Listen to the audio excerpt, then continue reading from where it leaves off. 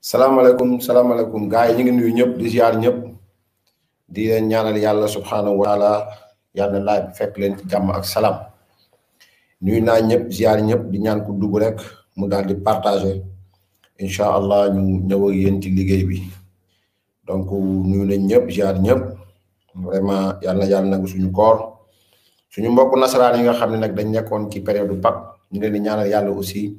yàlla nangul leen seen jaamu yàlla def ko muy jàmm ak salaam Sénégal yàlla may Sénégal afiya may ñu tawféex ziar nañ ñëpp Pape Sall ñu ngi ziar gars yi dèjà gis naa duggoon nañ dèjà ci YouTube bi Ibrahima Sarr Ousmane Diop El Hadj Mass donc ñëw ñu ngi ziar Assis Faye ñaa Sall donc Mamadou Ngom ñu ngi ziar ñëpp donc voilà donc Mame Cheikh Cissé ziar nañ la Demba Kassé ñu ngi ziar Achille Nia Momar Laye ziar nañ la Mame Omar Mbaye ñu ngi ziar Gamou Mbengue ziar nañ la Sara Kamara Ndiaye ñu ngi ziar Aboubacry Thiam donc di ziar ñëpp surtout buur borom Medina surtout buur ziar naa la baax a baax ngeen may ma nuyu aussi sama mbokk laay bëri lu mel ni ñoom Emine Ndiaye Emine ñu ngi lay nuyu di la ziar bu baax a baax jàmbaar la moom ci yoon bu baax donc di nuyu ñoom Matar la Kagulaar nuyu nañ leen bu baax a baax ziar leen bu baax Matar ñu ngi koy nuyu di ko ziaraale ci leeral yi nga xamante da koy faral di leeral yu am solo am solo su lay ba ñu ngi lay ziar ñu ngi ziar grand Khadim Gueye di ziar ñoom Tange Tandia di ziar ñëpp ñi nga xamante ni ay live lañ Mati Fall ñu ngi lay ziar di ziar Californie Sall di ziar tout le monde ñëpp ñi nga xam ni rek bàyyi ñu ngi ziar Xalambaas Ndiaye ñu ngi ziar bu baax a baax Babacar Ndiaye ziar nañ la donc di ziar ñëpp di nuyu ñëpp di sargal ñëpp di ñaan yàlla subhanahu wa taala yàlla def jàmm Sénégal def fi tawféex def fi naataange ma titré sama live tey maa ngi ko titre bu am solo la dans la mesure où réew mi Sénégal buñ ci nekkee lu jóg lu ne war na mën a interpeller doomu aadama yi ñu woo ñi nga xamante ni ñoom ñooy sénégalais yi ñu xalaat ci bu baax a baax j'ai titré sama live bu tey les dernières heures des 2 derniers espoirs du projet PASTEF ou MFDC donc Ousmane Sonko et Salif Sadio donc li tax nag ma live bi tey jëmale ko ci loolu mooy dama fi def fan yee passé vidéo bu gàtt donc vidéo bi ma ciy leeral ci ay mbir yoo xamante ni dafa amoon Ziguinchor amoon Casamance principalement ci pooru Ziguinchor bi beaucoup de gens peut-être moo interpellé sur le fait que par exemple tey ñu ne masalan lan moo tax ñu génn loolu ñenn ñi jàppee ko comme acharnement ñenn ñi jàppee ko comme des éléments non fondés des éléments yoo xamante ni dañ ko wax sans pour autant ñu indi ci benn preuve donc dafay yellu ñun en tant que ñoo xamante ni aussi dañuy jóg di waxtaan doomu aadama yi et si tàmbaloon nañ ñi te lépp lu ñu wax ñu teg ko ci firnde lépp lu ñu wax ñu teg ko ci lu leer a leer loo xamante ni nit ñi dañ ci mën a dut baaraam ba ñu xam ne donc bien entendu li ñuy wax ni lii moo ko waral donc dama fi waxoon bi passé ci Ziguinchor foofu ma waxoon ak sénégalais yi ngeen may ma tuuti ma partagé tuuti live bi ma ñaan gars yi ñu partagé ensuite ñu mën dugg ci directement ci mbir mi parce que dafa am yoo xam boo koy wax moom na siiw rek ba ñëpp mën koo dégg maintenant libre à chacun maintenant wax dëgg yàlla mu xool ndax day gëm wala du gëm ñun neew ñu fi pour gëmloo kenn neew ñu fi pour weddiloo kenn maanaam li ñu fi nekkee mooy par exemple tey jii nii donc fexe ba sénégalais yëpp dégg xam ko ràññee ko donc loolu mooy suñu taxawaay zahiran wa baatinan donc buñ ci wéetoon tey ci fii ba yomal xiyaam ñu dugg suñu bàmmeel on continuera à crier notre désarroi face à situation bi nga xam mi ngi am présentement Sénégal mooy lan mooy nit yi souvent je me dis que ni nit yi souvent est-ce que intérêt Sénégal moo la ñu directement parce que je pense bien que ni li ñuy combat yi dépassé na cadre nit dépassé na cadre ay parti politique li ñuy xeex dafa war a nekk loo xamante kenn ku ne da ci war a bàyyi xel parce que tout simplement fi mu jëmee Sénégal nekkul fu baax donc ma ñëwoon ak yéen ci benn publication fàttali leen benn fait bu amoon à Ziguinchor te li may wax ni à la pointe de Saint-Georges donc sur les rives de la pointe de Saint-Georges 7 jeunes sénégalais ou bien 7 sénégalais nordistes ont été lâchement assassinés donc par les forces du MFDC donc ma ñëwoon ci ak yéen donc ñëwoon ci ay wax yoo xamante ni ñu bëri jàpp nañ ne la ma wax amaana dama ko wax ci bànneexu bakkan wala dama ko wax ci loo xamante ni sa acharnement la ci nit keek yu demee noonu donc loolu moo waral tey dafay yell donc à un moment donné donc ñu ñëw leeralal doomu aadama yi expliquer leen li nga xamante ni moom mooy la ñu wax fan lañ ko sous-tendre la ñu wax fan lañ ko teg ba nit ñi kenn ku ne ci ñoom donc mën a comprendre li ñuy wax. donc au fait lan laa wax man j'avais dit que donc nu mu tuddati sax j'avais dit dans une de mes publications man lii laa wax dama ne donc j'interpelle directement Ousmane Sonko. J'interpelle directement Ousmane Sonko. Et cette fois-ci, je dis clairement, je le dis et je le redis, Ousmane Sonko, dama wax ni Mamadou Sonko mii di baayam li may wax dama bëgg ku ko am mu partager ko en Casamance, partager ko partout. Mamadou Sonko bii di baayam ginnaaw bi nga xam dañ ko radié 2 fois de la fonction publique ça loolu du samay wax moom dëggal na ko ñi dëkk Casamance xam nañ ko ñeen ñi xam nañ ko donc Mamadou Sonko après double radiation bi nga xam ni Sénégal rajo nañ ko dama bëgg sénégalais yi xam ne li may wax Mamadou Sonko dafa ubbi restaurant ci biir port bu Ziguinchor ci buntu port bi rek boo duggee ci buntu port bi donc ubbi restaurant foofu tàmbalee liggéey au fur et à mesure ñuy gën a dem ci samay développement danaa joxe ay tur ci ñi nga xam ni daan nañ fa fréquenter peut-être ñi dëkk Mbour kii dëkk Kaolack ñooñu gaañu nañu amaana am na ñeneen ak ñeneen ñoo xam ne dañ doon fréquenter port de Ziguinchor jamono jooju xam papay Ousmane Sonko donc Mamadou Sonko donc moom bañ ko rajee dafa ñëw mu ubbi li nga xamante ni moom mooy restaurant biir port de Ziguinchor ba mu ubbee restaurant biir port de Ziguinchor mu dajeek li nga xamante ni mooy le président Abdou Diouf. Je vous ai dit que dans la lutte pour lutter contre la rébellion casaçaise, le président Abdou Diouf, dans son intelligence politique, avait opté pour une réforme territoriale. Dans la région de Ziguinchor en 2, créer la région de la Casamance, créer la région de Kolda. Parce que tout simplement, dans les écrits, la rébellion de Koubindoun, principalement l'abbé Augustin Diamacoune Senghor, il a été établi que donc la rébellion casaçaise dafa amone combat bo xam da koy combat moy li nga xam moy intégrité économique, intégrité politique ak intégrité li nga xamanteni mom moy social. Donc lolu mo waralon bi nga xam dem nañ ba ci kanam toujours dans les négociations avec le MFDC, le président Abdou Diouf avait opté pour que rebelles yi nga xam ne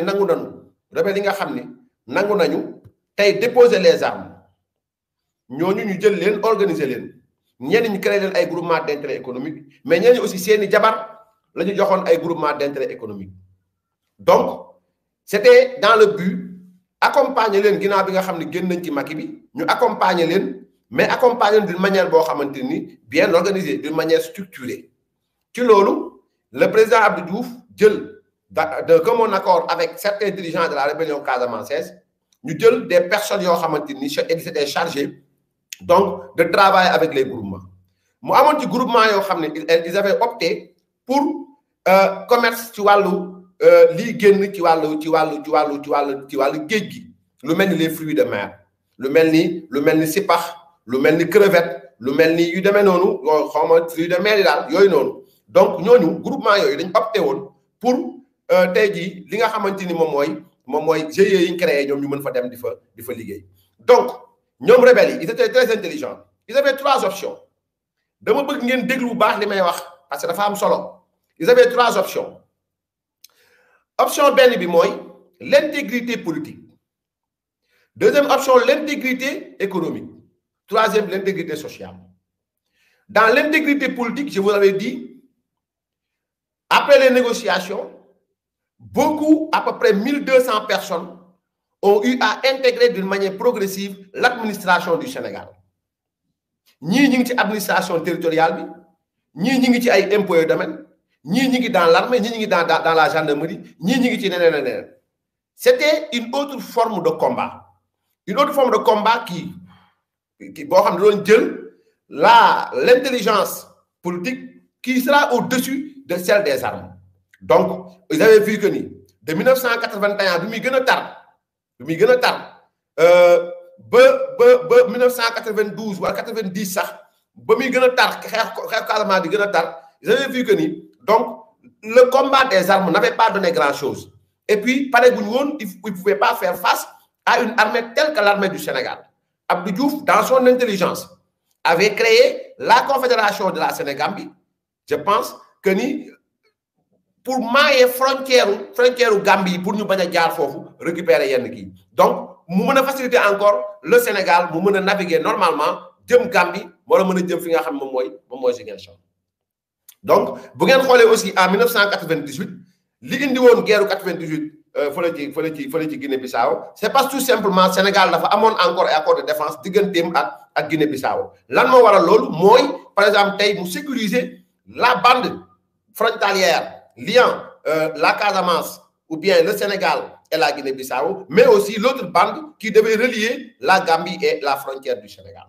Donc, d'une manière très intelligente, le président Abdou Diouf avait suggéré ça. Jusqu'au combat de 1998, je suis profité du Siarewal, toutes mes classes de la 98-1.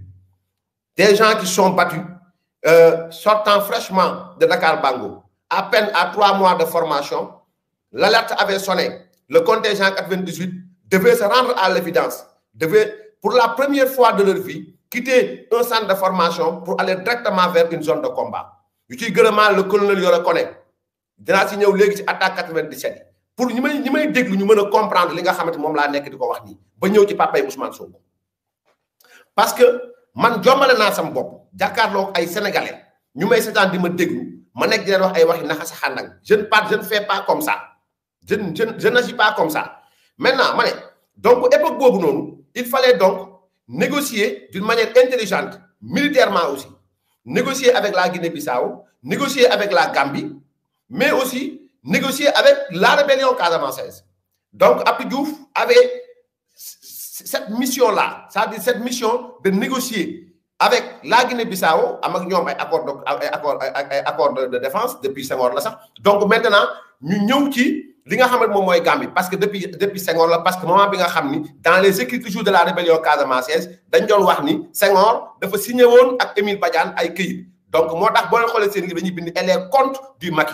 C'est-à-dire l'histoire de la colonie et les comptes et les petits comptes du Maquis. Les petits comptes, ils peuvent noter, ñoom rebelles yi ay comptes yoo xamante ni c'était li ñu wax ne moom la Émile Badiane wax ak livre yi nga xam ne Émile Badiane bind na ko mais kenn gisatu ko ba léegi kenn gisul livre yooyu. Maintenant, dans ces négociations-là, parce que une armée régulière, une armée réglementaire, comme le fit Hitler, ba muy xeexam bu métti boobu ak Angleterre ak ay France ak yooyu noonu jàkkaarloo fee war a jàkkaarloo fee Russie, il a été intelligent. Il a été très intelligent parce que mënul xeex ci ñaari front dafa dem négocier ak Russie dem songu ji ñële ba mu leen songee ñële ba pare donc ba mu ci pare donc benn traité boo xamante de paix boo xamante pendant 10 ans la mais ça n'a même pas fait 2 ans mu xeex ak ñee duma leen ba pare tourner si door a tourner parce que il pouvait pas combattre sur 2 fronts donc aussi le président Diouf comprenait qu'il pouvait pas combattre sur 2 fronts donc il fallait coûte que coûte négocier militairement politiquement mais encore utiliser des astuces yi nga xam ne moo koy mën a may mu tasaare li nga xam moom mooy MFDC donc c'est dans ces perspectives que le président Diouf avait émis cette idée pour génne yenn rébellions yi nangu woon déposer les armes dugal leen ci li nga xamante moom mooy la vie socio-économique donc certains avaient opté pour li nga xamante ni moom mooy lépp loo xam l'économie maritime maanaam mooy nga xam tey jii nii jëm ci wàllu njaayum ay fruits de mer wala demee noonu ay jën ak ay demee noonu donc parce que ça faisait partie de leur méthode de combat ñoom MFDC de faire mainmise sur le port de la Casamance sur le port de Ziguinchor donc loolu moo nekkoon première option d'intégrité économique bu MFDC donc faire mainmise sur le port de Ziguinchor. Qu'est-ce qu'il fallait faire? Il fallait créer un homme et lui créer une couverture et c'est dans ces conditions que Mamadou Sonko, père de Ousmane Sonko, fut amené à ouvrir un restaurant dans le port de Ziguinchor. Dans le port de Ziguinchor. Les Casamance dañ dem laaj seeni magi Casamance. Donc, ba mu ubbee restaurant bi, il avait su gérer groupement yi xam dañ ko yónnee mu leen di bindal ay statut règlement intérieur bindal leen projet yi pour structurer projet yi ñu mën leen jox ay financement ñu mën a dem. Et c'est ça nit ñi di ñëw ci restaurant bi di ko fi sekk ci ñi ñëw ci restaurant ba affaire yi commencé bëri il a ouvert un bureau maintenant à l'intérieur du port de Ziguinchor mu ubbi bureau bi intérieur du port de Ziguinchor ba mu ko ubbee maintenant toutes les grandes réunions yi nga xamante ni les femmes de cette rebelle qui étaient vers da ngeen déglu ma wax leen vers Agnac mi ngi nekk après Niaguis boo génnee après Niaguis Fandé après nga dem Agnac donc tout ce qui est rebelle yi nga xam ne dañoo nekkoon secteur u Agnac ak rebelle yi nga xam ne dañoo nekkoon secteur u Oussouye Cap Skirring Kabrousse Boutadiek jëm Djirëk donc loolu moo cerne li nga xamante ni moom mooy les eaux Casases les eaux Casases c'est-à-dire ce sont des zones yi nga xamante ni dañu cerner les eaux Casases donc et dinaa ñëw ba ñëw ci attaque 1997 ba 92 ak 97 ak kan moo ko indi ak nan lañ ko organiser maintenant ba ñu créé loolu jigéen ñi di ñëw di faire l'impression comme impression koo xamante ni dafay ñëw tey di bind ay mbirum groupement yu demee noonu donc ci la ñu continuer ba xam ni au sein du port de Ziguinchor ce dont je suis en train de parler nag je ne dis pas pour réveiller une haine ci benn xeet jëm ci beneen je le dis pour la survie de ce pays je le dis pour clarifier le P de Pastef et le projet de Pastef et le projet du MFDC dinaa ci ñëw léegi su ma ñëwee ci image maintenant ba loolu amee Mamadou Sonko a su clarifier clairement aux rebelles que ni le port dans sa majorité est composé de nordistes notamment de Pulaar de Séeréer de Joola ak ay Soose donc c'était la composition li ñu ëpp doole ñi nga xam dañu doon liggéey ci biir port bi c'était des Halpulaar c'était des Séeréer c'était des Soose ak ay Joola mais ils avaient vu que la population Joola était un peu minoritaire par rapport ak li nga xam moom mooy les biens yi dellu siwaat ci port bi parce que pour les Pulaar qui étaient dans le port ñooñu seen liggéey moo nekkoon daan liggéey ak ay compagnie yu mag yu nekk lu mel ni Mbour ak Kaolack ak daan fexe di exporter li nga xamante ni moom mooy les fruits de mer donc il fallait renseigner journalièrement et d'une manière très claire la base rebelle qui était vers Pointe-Saint-Georges ak Elinkine ak fi nga xamante ni moom mooy secteur u Djirëk donc qu'est-ce qui s'est passé au fait le 12 décembre 1992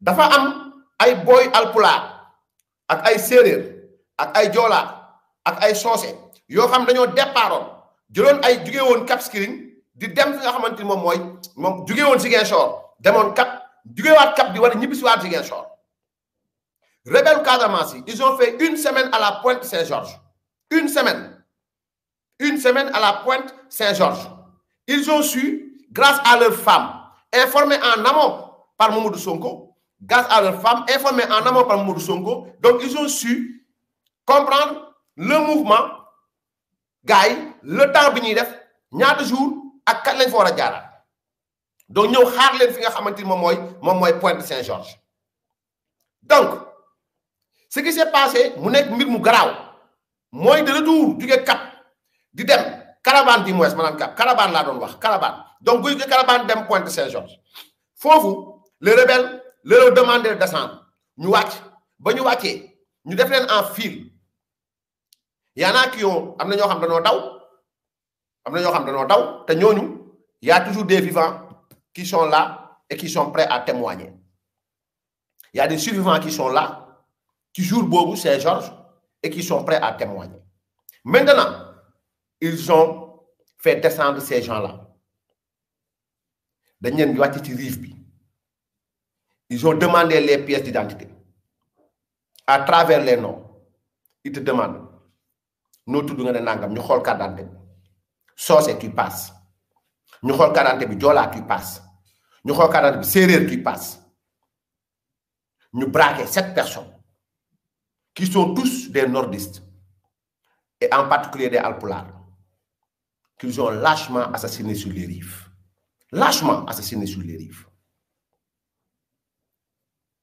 ñi may wax nii vous demandez à la famille de Thierno Mountaga Tall moo demoon jullee ji ñenn ñi en Casamance histoire bi bëri ci biir port bi Mamadou Sonko est resté des semaines sans revenir au port Parce qu'il fallait que l'armée, parce qu'il y avait un vent de rébellion au sein du port de Ziguinchor. Un vent de rébellion au sein du port de Ziguinchor. Tout le monde a commencé à dire, mu naroon am li nga xamante ni moom mooy xeex entre ay ethnies yu nekkoon ci biir port mu éclipsé wu. Pourquoi s'est-il volatilisé à un moment donné et après, juste après les attaques? Après, nous continuons. Jusqu'au moment où l'attaque de Agnac eut lieu.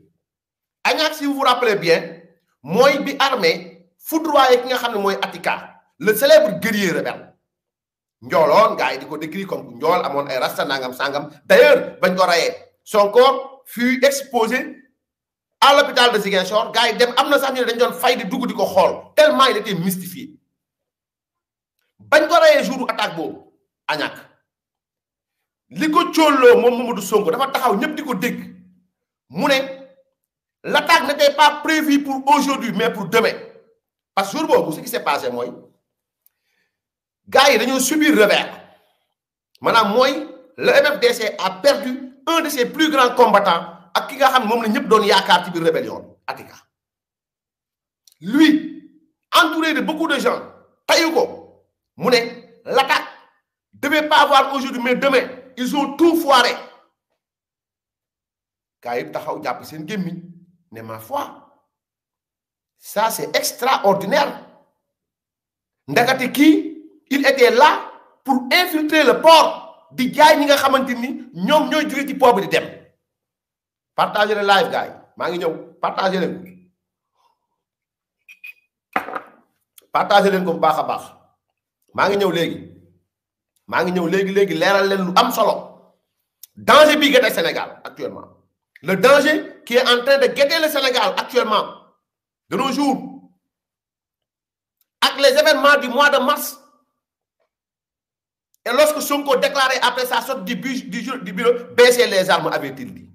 Qui doit baisser les armes? L'armée, la police, la gendarmerie ou bien les manifestants?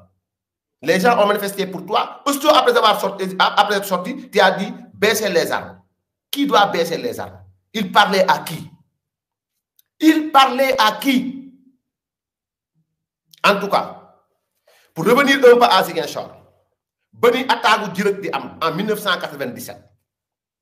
En 1997. Parce que si vous vous rappelez bien, ou bien si vous connaissez disposition Fofu, Ziguinchor, ou bien Oussouye, département de Oussouye, Oussouye, c'est une zone stratégique de la Casamance. Parce qu'à part de Oussouye, tu vas dem Cap, de Cap tu vas à Cabrousse, de Cabrousse maintenant tu vas tout droit vers Boudjadjek. Boudjadjek, il y a un petit ballon, madame ballon dormi, mangrove. Mangrove, il y a tout droit vers la Guinée-Bissau, ici Goudjek. Il y a ici Goudjek Sénégal, il y a ici Goudjek Guinée-Bissau. Donc, il fallait camper d'Indi Fofu. L'armée a pilonné. Ray. Énormément de rebelles, ils ont été pris au dépourvu. L'armée a su reprendre Elinkin. L'armée a su reprendre Djirek. L'armée a su reprendre Cabrousse, Cap Skirring. Occuper l'aéroport, ils ont Oussouye. Donc, ils ont subi un revers. Ils devaient maintenant changer de stratégie de combat. Jamono ñëw Abdou Diouf quitté Ablaye Wade ñëw ba Ablaye Wade ñëwé nak maintenant c'était le bal qui était ouvert. Le bal était ouvert parce que Wade dafa ñëw aussi il avait promis aux Sénégalais de régler le problème de la Casamance en 100 jours. Ba mu amé Wade a pu prendre les OSC li ñu woyé les organisations société civile jël leen ñom Assane Seck fi ñom ki Gueye nu mu tuddu sax l'autre là bi nekkon Jamra ñoo lañ jëlone au fait ñu dem Casamance di nekk rebelle def ay programme def ay nangam gis nga de là ils ont fait entrer des fils d'éminents pointes rebelles dans l'administration sénégalaise te duma ci génne Ousmane Sonko parce que tout simplement en quelle année le Sonko jàll 2002 93 la wax la am bac déglu leen baax li ma wax 93 la am bac 2001 le Dougou qui fonction publique à travers un concours mais ça va moom li mu jàng li mu wax moom loon jàng 7 ans juróom-ñaari at comme médecin gars yi gësul leen ma ndax loolu ak lim jàng ànd na ndax ça rime ndax ça rime 93 la am bac dem UGB wala dafa doon redoubler 93 la am bac dem UGB xanaa kay loo yàgg sa waay 98 war na mën tax nga war na mën fekk nga génn mais ba 2001 c'est-à-dire 8 ans après le Ousmane Sonko dugg fonction publique. Rappelez-vous aussi qu'il est né à Thiès.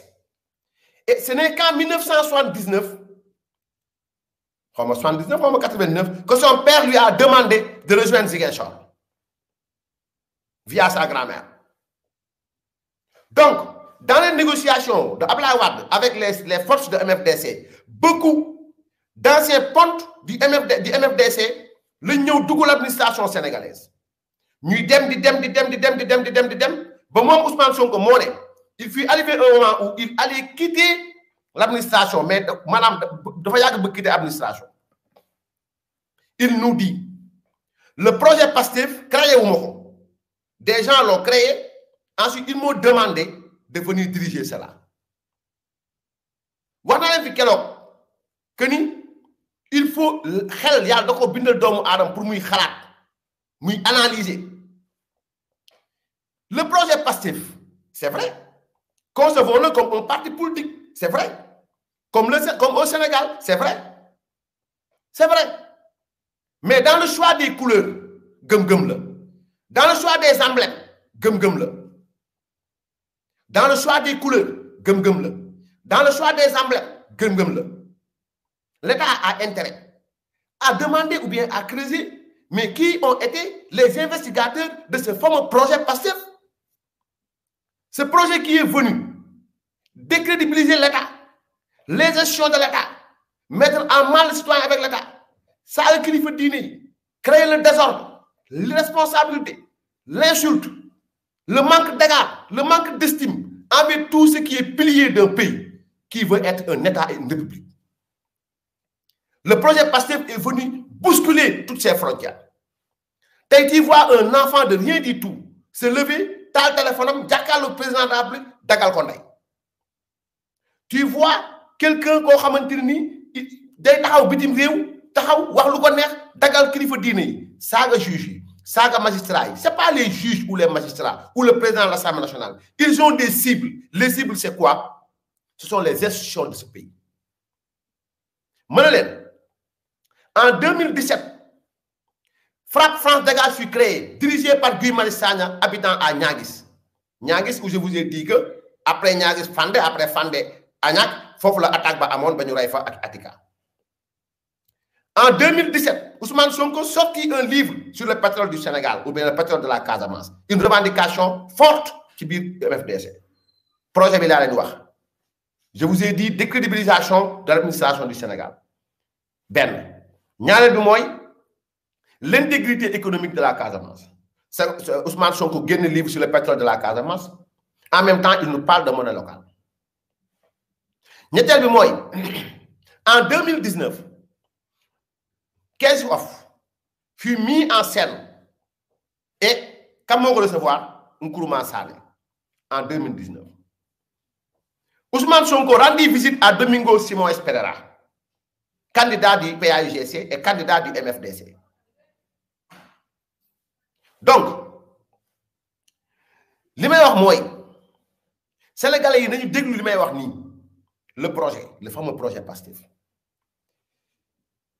Si vous regardez bien, cette image représente li nga xamanteni mom moy je sais pas ndax gaay dañ ko gisam det motax man vraiment il me faut ngeen may ma tout rek j'éteins la lumière pour peut-être amana affaire bi meuna leer quoi. Donc voilà, si vous prenez bien, bon je sais pas ndax si vous voilà ñi ñu ngi koy gis wa YouTube bi mo paré ñew ci kii bi YouTube bi ñu ngi koy gis. Vous voyez le blanc, le vert et le rouge. Ça c'est le drapeau du MFDC. Ça c'est le drapeau du MFDC. Donc vous voyez par là. Donc ko defon légui ki na way. Donc je vais montrer donc je vais montrer sur Facebook bi. Donc voilà, vous voyez, ça c'est le drapeau du MFDC, le blanc, le vert et le rouge. Donc vous voyez bien, le blanc, le vert et le rouge. Ça, c'est le drapeau du MFDC. Nous avons couleur déjà pareil. Nous avons couleur déjà pareil. Ça, c'est le MFDC. Maintenant, nous avons Pastef. Regardez bien. Ça, c'est le drapeau du Pastef. Regardez bien. Voilà. Le blanc, le fond blanc, le vert et le rouge. Le fond blanc, le vert et le rouge. Donc, si vous regardez bien, donc ça, c'est le drapeau de Pastef. Donc, voilà. Donc, le drapeau Pastef nous mêmes. Donc, voilà. Donc, trop quoi. Bon, bagage gars de yor, il y a le bam. Donc, maintenant, voilà. Donc, je ne sais pas qu'est-ce qui est à la base de ça. Bon, ça ne parvient pas vraiment à un peu la lumière du téléphone. Peut-être que ça va aller.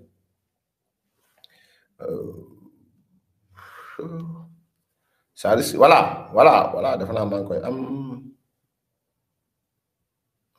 Donc, vous voyez, le fond blanc, le vert et le rouge. Donc, il y a les couleurs qui sont Pastef et MFDC. Le blanc, le vert et le rouge. Bon, les similitudes couleurs. On va maintenant vous montrer une chose qui est grave. Une chose qui est plus grave même que les couleurs. Qui est plus grave même que les couleurs. Je vais vous montrer cela. Mesdames, une minute. Je vais vous montrer d'autres choses plus graves que couleur du Malerwan. Dans le fanion du MFDC, vous verrez que ni fanion, ça c'est le tigre. Tigre du Monekni. Dans le fanion du MFDC, tigre du Monekni.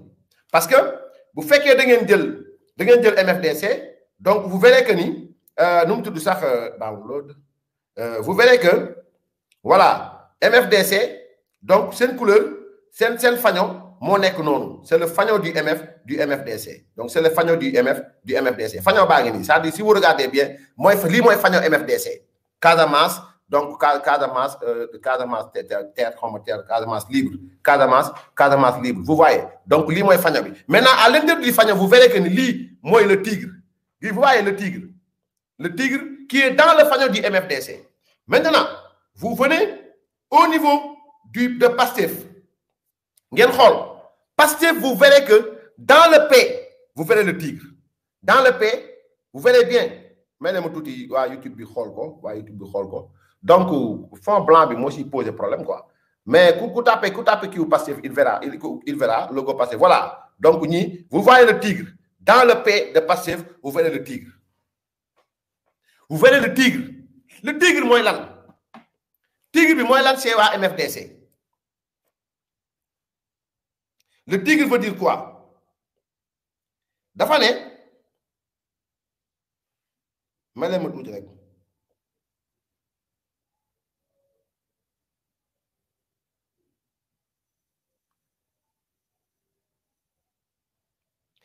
bon, l'MFDC, les dirigeants du mouvement des forces démocratiques de Casamance MFDC rêvent déjà à l'indépendance, pensant fermement que la région naturelle de Casamance aura son autonomie.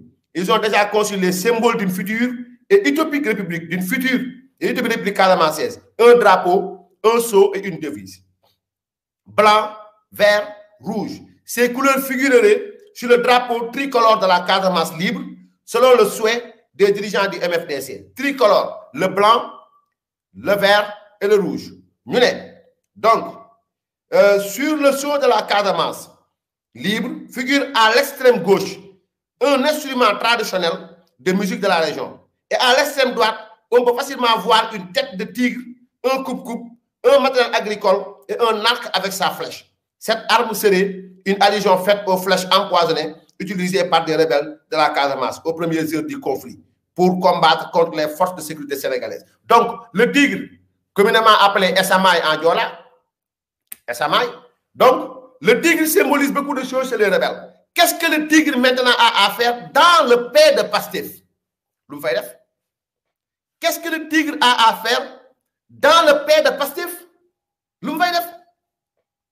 Et quand il parle, il nous parle de projet. Projet. Mais de quel projet il s'agit? Et les Sénégalais ne se posent même pas la question. Et pour les analystes, nous avons analysé avec tous les vaillants soldats qui sont battus en Casamance et pour la mémoire de nos frères d'armes qui sont morts en Casamance. Mais nous devons, mais nous en mars 2021, ce qui s'est passé, mais nous avons une tentative de renverser le régime de Macky Sall ou le régime du Sénégal. Ça dépassait même la personne de Macky Sall. C'est-à-dire c'était le régime, c'était une tentative de renverser le régime du Sénégal. Ce n'était que cela. Ils sont attaqués, frappe, France dégage. Pourquoi frappe, France dégage? Parce qu'en fait, ils croient, dans l'histoire de la colonie et des petits contes du Macky, la France avait signé des accords.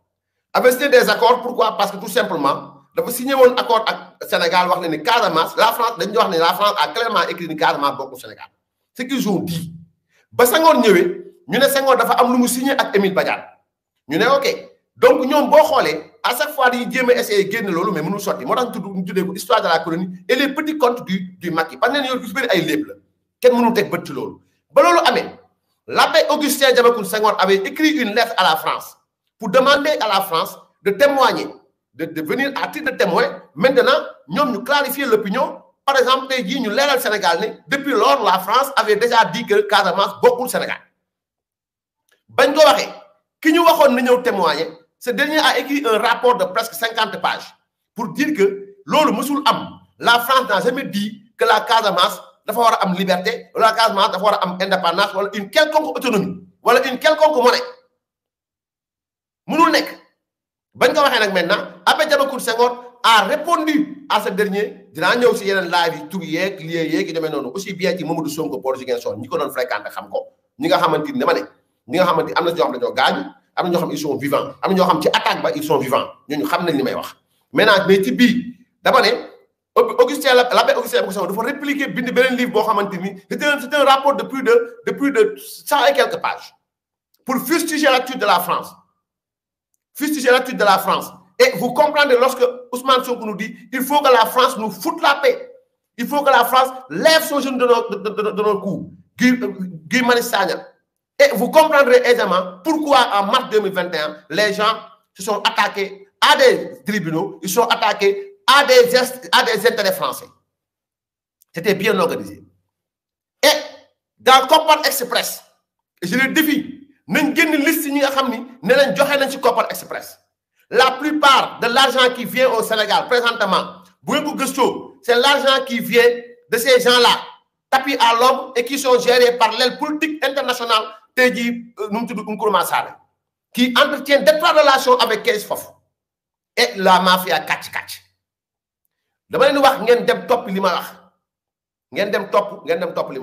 Bref, juste pour vous dire que ce qui se passe dans ce pays mérite 1001 réflexions. Jeunesse de mon pays, vous êtes en train de jouer avec la destinée du Sénégal. Vous êtes en train de jouer avec le futur du Sénégal. Vous êtes en train de jouer et d'une manière insouciante, inconsciente. On vous fait faire des choses qui, mais comment se fait-il qu'au Sénégal, un fils de Mamadou Sonko vient ici pour dire que Mamadou va sauver le Sénégal. Mais que Soulen Baye m'a parlé. Fan la bok. Et je vous dis, je l'avais omis, que demander à Ousmane Sonko, il n'a pas un grand frère. Moment il y a un grand frère, paraît-il que dem na retraite sax. Mon école Eline Kin. Du temps du papa m'neké won qui porba. Son grand frère de même père, mon école Eline Kin. Gëstu leen ko ngeen fouiller dans l'histoire du port de Ziguinchor. Donc, man ndaw yi laay waxal. Quand quelqu'un a un combat politique, mais il oppose son combat avec des idées pertinentes. Mais Sonko ses idées xamal la. Macky Sall saay la. Aliou Sall sàcc la. Mamour Diallo sàcc la. Kéni premier ministre du dara. Institution yi juge yi baaxuñu. Assemblée nationale baaxuñu. Nangam sangam baaxuñu. Et bien organisés qu'ils sont, ils ont su infiltrer la presse nationale, infiltrer l'armée nationale, infiltrer en même temps l'administration territoriale. Et ça, c'est une bombe à retardement qui est là et qui pèse sur les Sénégalais. On ne sait pas. On ne sait pas là où ça va mener les gens. On ne sait pas. Et moi, tout ce que je demande, c'est que les gens, quand je dis quelque chose, que les gens vont aller jusqu'au fond pour creuser les mots. Nous devons creuser. Parce que l'intégrité du Sénégal, il dépend. Mais aussi, la survie de cet État-nation, il dépend. Mais ils sont en train de décrédibiliser l'État-nation. Tasco. Rompre la relation de confiance devait exister entre le citoyen et l'État. Indi fitna, indi xeex. Lu ñu wax ñu ne mafia kàcc ay dañuy taal ak seen langage it loolu la taal saaga xas taal saaga xas. Mais ils sont en train de faire sauter les verrous benn par benn. Les verrous benn par benn. Et sans que les gens le sachent. Et ça, c'est super dangereux. Gis nga États-Unis, avant le World Trade Center di bamb, avant que les Américains se rendent compte que ni lii ndakate am na fi, mais les djihadistes ont intégré l'armée, ont intégré l'administration, ont intégré l'aviation, intégré l'informatique. Dem ba jekku lépp mën toog fii manipuler un avion ou bien une drone. Un drone bi mooy xam ne ñoo wala une drone vous me rectifiez. Maintenant léegi di manipuler nii di manipuler ba américains yi jékki-jékki gis ne avion daan na biir World Trade Center. Avion daan na fa. Nous aussi c'est pareil. Les gens laissent faire. Les gens laissent faire.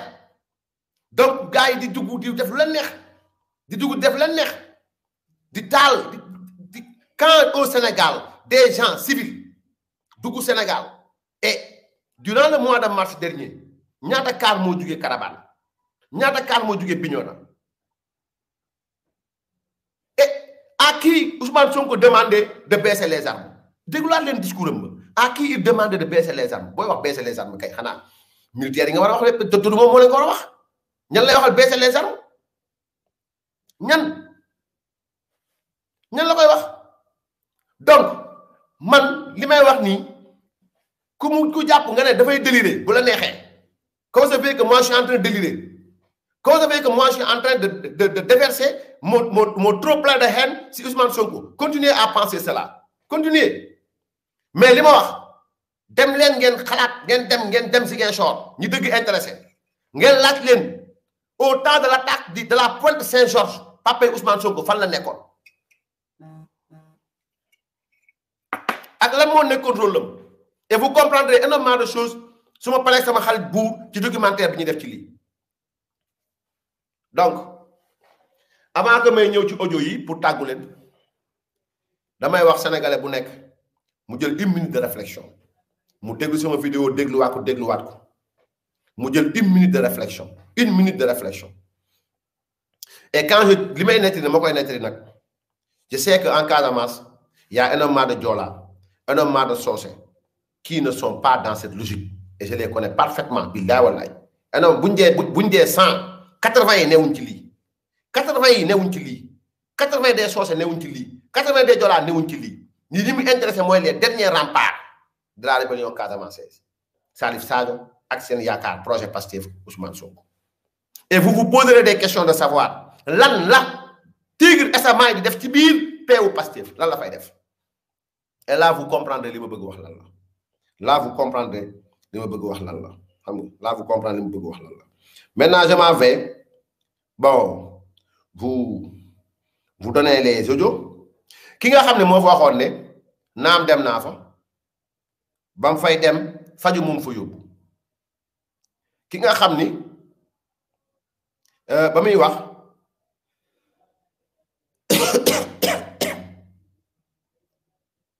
ki nga xam ba muy wax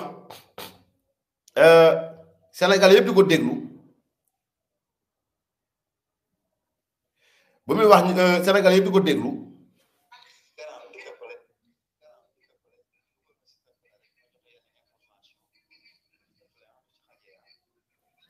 donc xaaral ma dugal sama boy day laaj ko dugg ci live bi bon voilà boy ba ma dugal ko bon ñu maye 5 minutes boo xam ni allo. Paa Omar maa ngi lay ziar. waaw di leen wax yaa salaam. yaa salaam yaa salaam. jox seen wàccuwaay. jaar nañu bu wér. waaw dama bëgg live bi léegi mu am intéressant ma bëggoon la jox quelques tapal tamit. si capitaine Touré. boobu damay wax waa Sénégal ñu xool capitaine Touré fan la jóge ak fan la jaar ak fan mooy d'origine am. daga moom sud bi la jóge ba ñëw fi te tamit di wax Macky Sall ak waa APR ñu xool un certain Sonko bu nekk Nations Unies di liggéey ambassade de Suisse. C'est un cousin de Ousmane Sonko. C'est un cousin de Ousmane Sonko, un certain Sonko. Buy liggéey Nations Unies di liggéey ak ministre ambassade de Suisse. Un certain Sonko, cousin de Ousmane Sonko, qui travaille à l'ambassade du Sénégal en Suisse. Oui. Faut mu nekk Nations Unies. Nations Unies la nekk. Ok. dama ko vérifier. dinañ ko gis après ñu xool capitaine Touré. fan mooy d'origine ak ñi nekk Walfadjri dafa liggéey fan moo nekk seen d'origine. Le mal est profond na Sénégalais yi yeewu. te xam ne bu ñu sacrifier jeunesse bu ñu sacrifier suñu réew. pour ay problème personnel boo xam ne waa MRDFC am nañ ko. xam naa ne après dinañ si génn defaat si live mu gën a yaatu parce que ñoo ñuy recherché ñu yàq ñëpp. Pa Omar pour ma leeralal Sénégalais li may wax c'est soutenu.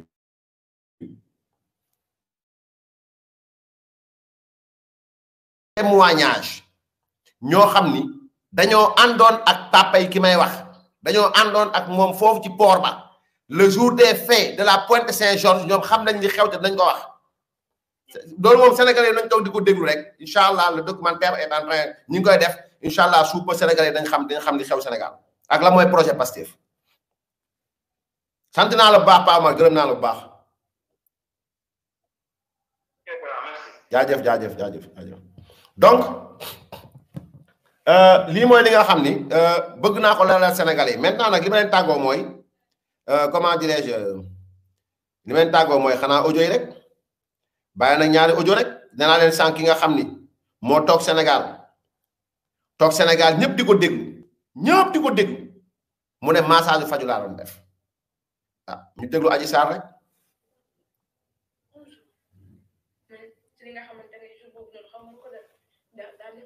mais la ma une minute ma dugal ko ci kii bi quoi nu mu tudd sax ci kii bi ngeen mën a dégg yéen ñëpp quoi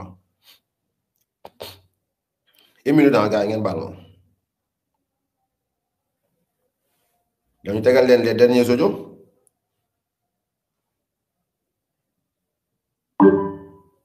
voilà.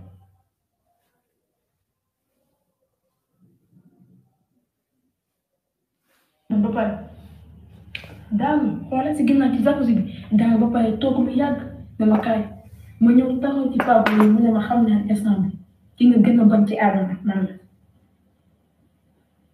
la ma noppi ma ne pap fi ma toog parce que ñemewu ma ko mu ne ki nga gën a bañ ci àdduna man la mais juste bu fekkoon ne samay jabar foofu noonu lii la ibaadu la man wax na ma ne ibaadu la moo tax am na yenn yoo xamante seen yoo xam ne mënu ko def ak jabaram te moom loolu da koy soxla moo tax mën na ko kon ñeme mu ko wax mais maa ngi wax sama xel kon lii moo tax kii mu ngi dem ci parce que ñeme ma wax sama texte baat imagine toi li ñuy def ci bisaab pour mu saf mant moom loolu la ñuy def ci chocolat yëngal ko ñu ne parce que dafay am mant xale yu jigéen ñoo koy defar mais moom bu ñëwee spécialement benn dafa am paquetu lii boo xamante ne imagine toi police Sénégal lu mu nekkee lu mu def ñoo ko teg wala lu mu bëgg def ñoo ko teg mënuñoo jàpp Kya Sow yóbbu ko ne ko boo ñëwatee dañ lay téye à vie léegi problème bi am ñu xam ne Kya Sow xam na loo xamante ne man mii sax xaw ma ko Kya Sow.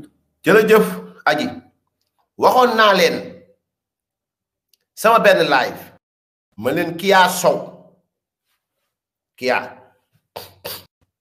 waxoon naa ne Kya 2019 moom la Sonko njëkk violé njëkk sànq Kya yoon teg ko loxo déggu leen Adji Sarr ñëwaat na ci tey moo lu ma leen wax fii téye leen ko bis dina ñëw mu génn mu leer nañ parce que on fait des investigations poussées dans ce dossier là des investigations poussées man nelawuma ba doyal lekkuma ba suur benn jot laa am mooy sénégalais yi xam dëgg xam kii kan la parce que ki ñu war a jiite sama yoon newul si Abdoul Mbaye sama yoon newul ci ay du mu tudd sax maire Dakar Barthélémy Dias sama yoon newul ci moom sama yoon newul ci Khalifa Sall sama yoon newul ci Karim Wade sama yoon newul ci ñooñu ñëpp parce que tout simplement xamul tax sama yoon newul ci ñoom parce que defaguñ fi loo xamante ni war nañ ñu mën a topp liñ fiy def topp yëpp peut-être que lu nit war a mën def la juumte te fenn ñu jàpp ñu ne fi taxaw jàkkaarloo Sénégalais yi fenn leen génne 14 personnes dee man li mu génne 14 personnes ñu dee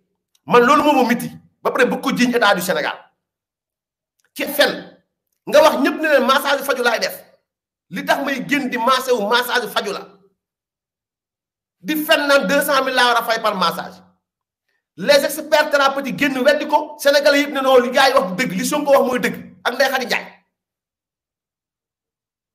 tey jii les faits témoignent que ni ce qui a existé ou bien ce qui a existé waxoon naa leen salon yi de gars yi tey mi ngi leer benn par benn déglu leen Adji Sarr.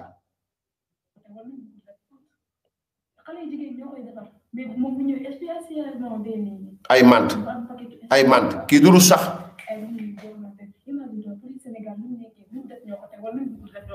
mënuñoo jàpp Kya Sow yóbbu ko ne ko boo ñëwatee dañ lay téye à vie léegi problème bi am ñu xam ne Kya Sow xam na loo xamante ne man mii sax xaw ma ko Kya Sow soo ko daan mu tëral ci fii ma xam imagine to ba mu defee déclaration sama téléphone barki alxuraanu karim bi mu jot sama dëju yàlla bu ma am dara man sax loolu dara mais xool ñi may naan mais ki yomb na fen ay xale jigéen yoo xamante ne bu nekk woon na nga xamante ne bëgguma suñu waa kër xam ne dama doon tigi marché ñi xam man ragal naa bëgg na même fekkee dañuy def ay témoignages kenn duñu gis ma ne ko mais loolu bu ngeen ko defee dañuy wax ne c'est pas vrai est-ce que xam nga ne Ousmane Sonko mosuma may dërëm xam nga loolu. gars ñu ngi may laaj volume bi quoi c'est vrai hein. parce que personnalité Ousmane Sonko bu ñëwee ak ni mu patron bi di exiger ma prendre soin de moom mënu fa ñëw te du fa wàcce xaalis.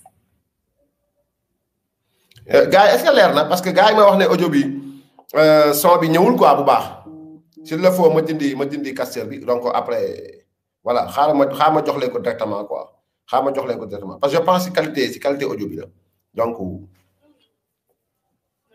li nga xamante ne boobu noonu xaw ma ko def daa def ak man ci ginnaaw la sëy ak man ba pare daan xoolal si ginnaaw ci jacuzzi bi daan ba pare toog lu yàgg dama kaay. ma ñëw taxaw ci paagul yi mu ne ma xam naa ne instant bi ki nga gën a bañ ci àdduna man la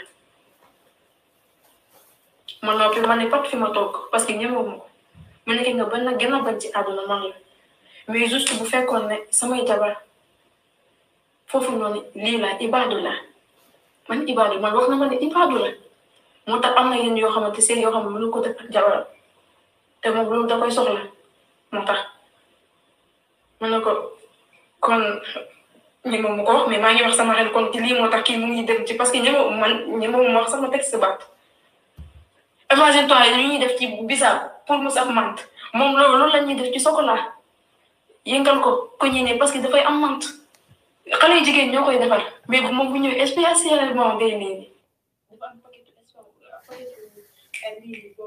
imagine toi pour Sénégal luñ nekkee luñ def ñoo ko teg wala luñ bëggul def ñoo ko teg mënuñoo jàpp Kya Sow yóbbu ko ne ko boo ñëwatee dañ lay téye à vie léegi problème bi am ñu xam ne Kya Sow xam na loo xamante ne man mii sax xaw ma ko Kya Sow soo ko daan mu tëral ci fii ma xam imagine to ba mu defee déclaration sama téléphone barki alxuraanu karim bi mu jot sama dëju yàlla bu ma am dara bu man sax loolu dérange mais xool ñi may naan mais ki yomb na fen ay xale jigéen yoo xamante ne bu nekk woon na nga xamante ne bëgguma suñu waa kër xam ne dama doon tigi massas ñi nga xam ne man ragal naa bëgg na même fekkee dañuy def ay témoignages kenn duñu gis ma ne ko mais loolu bu ngeen ko defee dañuy wax ne c'est pas vrai est-ce que xam nga ne Ousmane Sonko mosuna may dërëm xam nga loolu après si loolu laa commencé du ten moom ak sama patron y a quelque chose parce que personnalité Ousmane Sonko bu ñëwee ak ni ma patron bi di exiger ma prendre soin de moom mënu fa ñëw te du fa wàcce xaalis.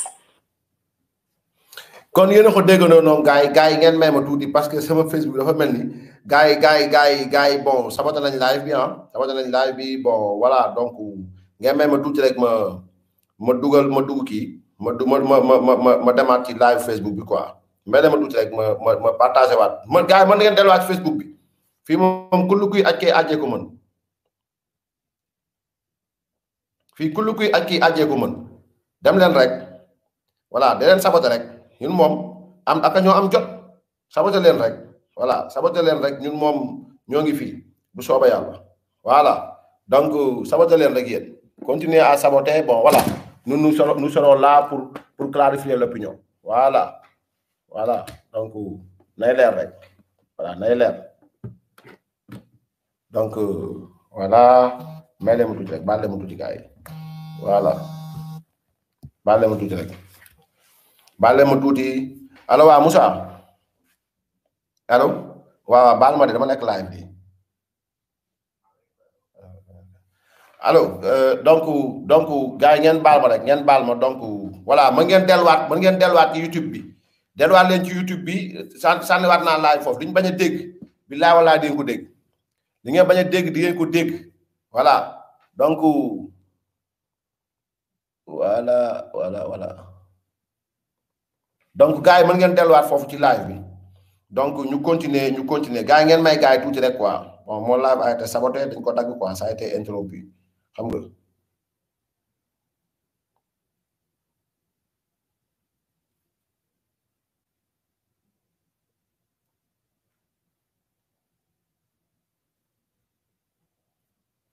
donc gars yi xam nga nit ki bu fekkee dañ li ñuy wax kay du dëgg kay yoon bàyyi ñu toog fi di wax du dëgg rek kon man coono gi nit ñi bañ a xam li xew Sénégal man coono boobu man mooy sama problème coono bi leen si nar a fekk tey di ngeen sonn de man ak yéen kese raag la bu boîte vocale billahi yëpp mooy génn ci biti seen fen yëpp balee boo ngeen def lu ngeen mën incha allahu taala man dama am jot topp leen de A à Z voilà donc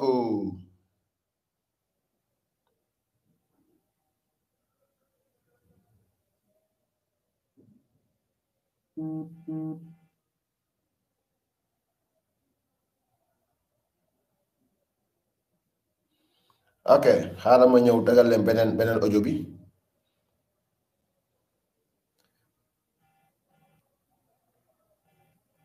donc je pense que yooyu la woon je pense que audio boobu la donc boobu mooy audio tey bi quoi. salaamaaleykum. baal leen ma tuuti donc audio par audio bon voilà audio boobu la gars yi audio boobu la maintenant audio yi lan lay firnde sama gars Tange ñu ngi lay nuyu di la ziar di la jaajëfal bu baax a baax benn par benn le camp Pastef tremble les démissions sautent ñu wax leen ko ak ñu ñàkk leen ko wax Pastef est dans ses dernières heures wallahi lazim parce que yii di ñëw te yiñ génn yii moo ci gën a moins grave aujourd'hui Adji Sarr vous a donné un nom Kya Sow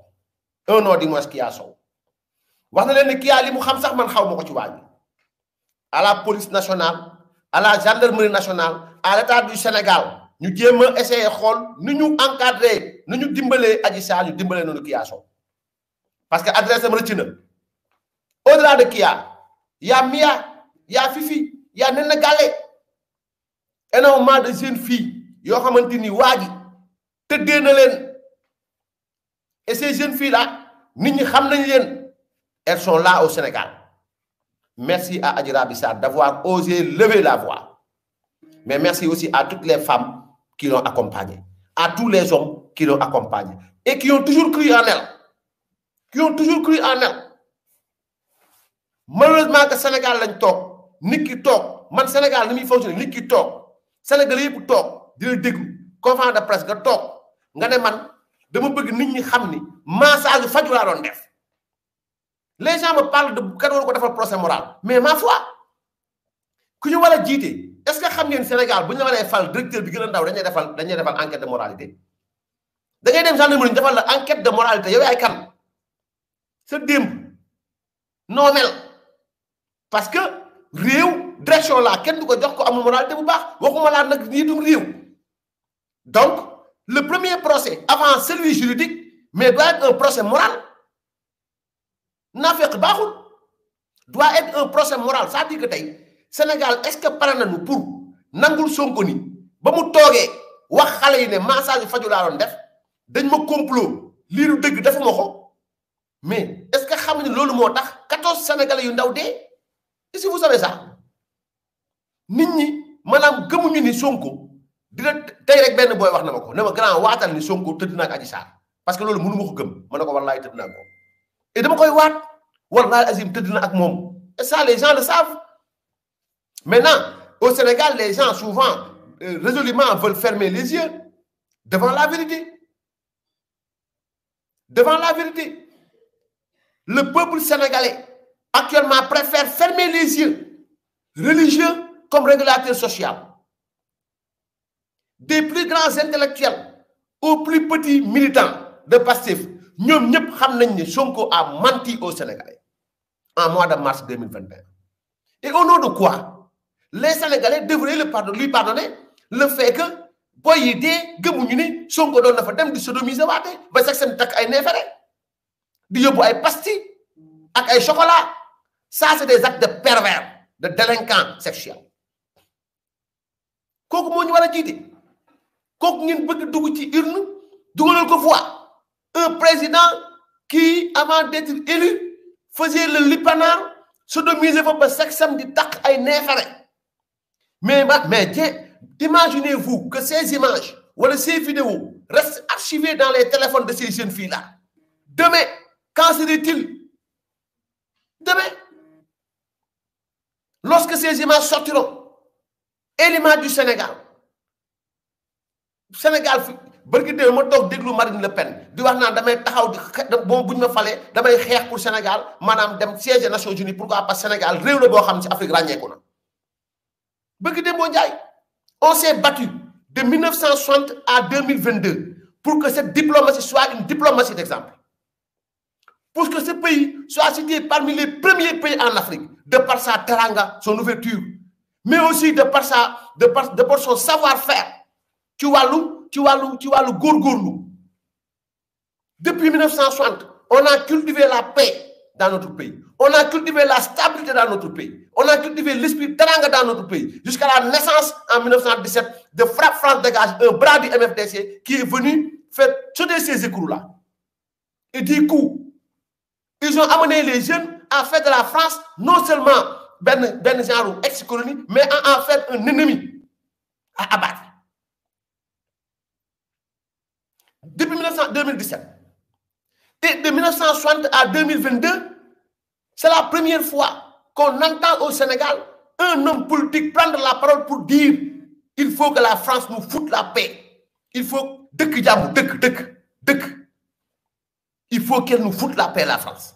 Mais même si nous pouvons partager certaines idées sur la France, même si nous pouvons revoir certains axes qui ont une collaboration, mais il ne faut jamais dire à une nation foutez la paix. C'est un sagala. Sagala. Quelqu'un qui aspire à diriger ce pays. Quelqu'un qui aspire à diriger ce pays. On lui laisse dire tout cela. C'est anodin. Et les gens le prennent comme un acte de courage. Non. Du acte de courage. C'est une déclaration de guerre. Ce n'est Ousmane Sonko, sa déclaration n'est que l'écho de celle du MFDC. Écho direct là. Il ne dira jamais ce que Kourouma Sane n'a pas dit, ce que Émile Badiane n'a pas dit, ce que sur la réalité casamançaise. Mais ils sont allés au-delà. Au-delà. Au-delà de cela. C'est-à-dire Sonko, il est venu dans l'administration du Sénégal pour sauter les verrous relatifs à li nga xamante moom mooy aussi bien la sacralité de l'État-nation, mais aussi bien l'ouverture du Sénégal que symbolise notre étoile au milieu de notre drapeau national. Voilà le problème. Et voilà le problème. Et malheureusement, les Sénégalais ne réfléchissent pas. Les Sénégalais, souvent, nous approfondissent, je retire ce mot. Les Sénégalais, souvent, nous approfondissent la réflexion. Ils n'approfondissent pas la réflexion.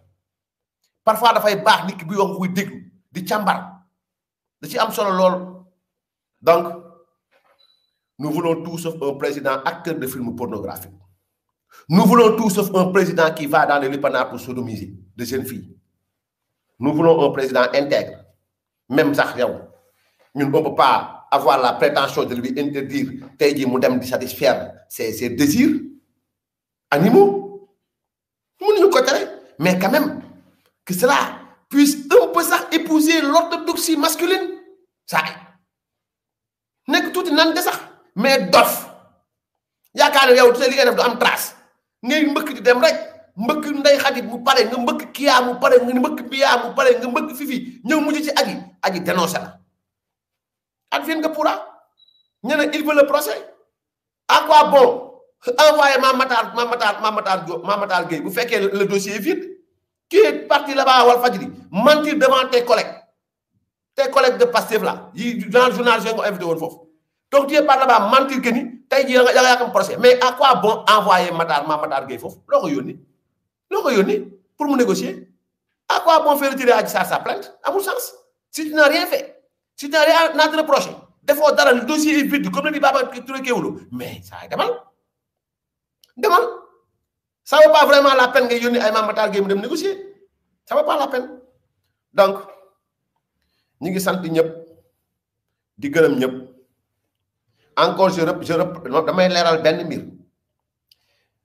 que en Casamance si je dis Joola wala Séeréer wala Alpulaar wala Soose c'est uniquement dans le but de reprendre et d'une manière fidèle les faits de l'histoire mais je sais pertinemment que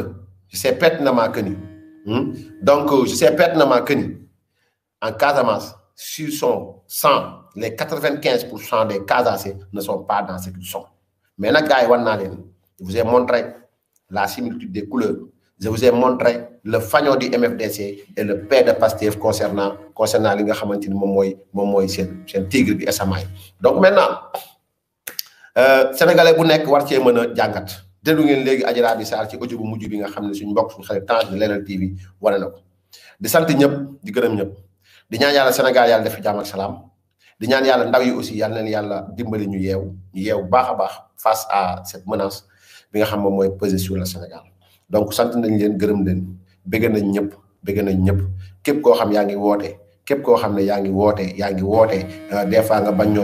des fois nga bañ ñoo jot di woote donc ñu ngi lay sant bu baax a baax di la gërëm bu baax a baax di la ñaanal yàlla subhanahu wa taala donc yàlla na yàlla jëmale Sénégal kanam yàlla na yàlla may nguuru Sénégal jàmm may ko ñu yor nguur gi ak kullu ku mës a ñëw di toog sax si nguur yàlla na yàlla may jàmm ak salaam may ñu tawféex donc ba nga xamante ni Sénégal liñ naal ci Sénégal suñuy doom war ko jël dono ko si ñun suñuy sët war ko jël dono ko si ñun mu nekk un Sénégal de paix un Sénégal qui vit de son émergence donc di sant ñëpp di gërëm ñëpp wasalaamualeykum wa rahmatullahi taala wa barakaatu.